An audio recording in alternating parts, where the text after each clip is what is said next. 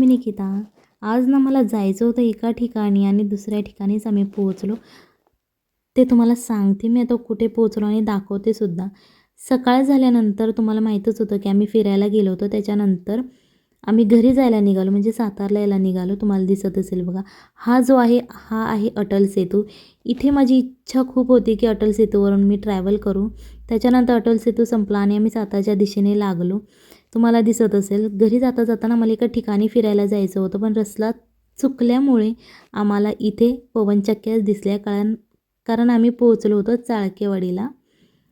हे आहे चाळकेवाडी, जिथे सगळ्यात मोठ्या आणि खूप अशा पवनचक्क्या आहेत. तुम्हाला सांगते मी जवळून पवनचक्की पहिल्यांदा बघितली होती माझ्या आयुष्यामध्ये. तुम्ही पवनचक्क्या जवळून कधी बघितल्या हे मला कमेंटमध्ये नक्कीच सांगा.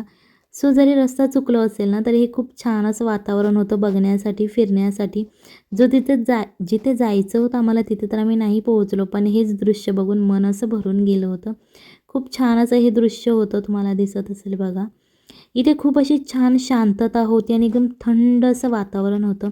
ज्याप्रमाणे आपण महाबळेश्वर, लोणावळा या ठिकाणी जातो आणि थंड हवा जशी आपल्याला फील होते ना, तशीच थंड हवा इथे फील होत होती. असं वाटत होतं की आपण महाबळेश्वरलाच आलो आहे.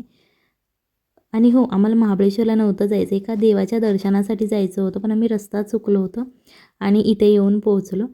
सो तुम्हाला दिसत असेल बघा, हिरवळ तर नाही दिसणार, थोडी थोडीच हिरवळ दिसत आहे, पण ती जी हिरवळ आहे ना ती डोळ्याला अशी भरून जाणारी हिरवळ आहे. रस्ते खूप छोटे आहेत, साधे आहेत तिथे येताना. पण तुम्ही इथे नक्की एकदा व्हिजिट करा आणि या पवनचक्क्या जेव्हा तुम्ही जवळून पाहाल ना तेव्हा खूप असा वेगळा आनंद आणि खूप असं वेगळं वातावरण फील करायला मिळतं. चला तर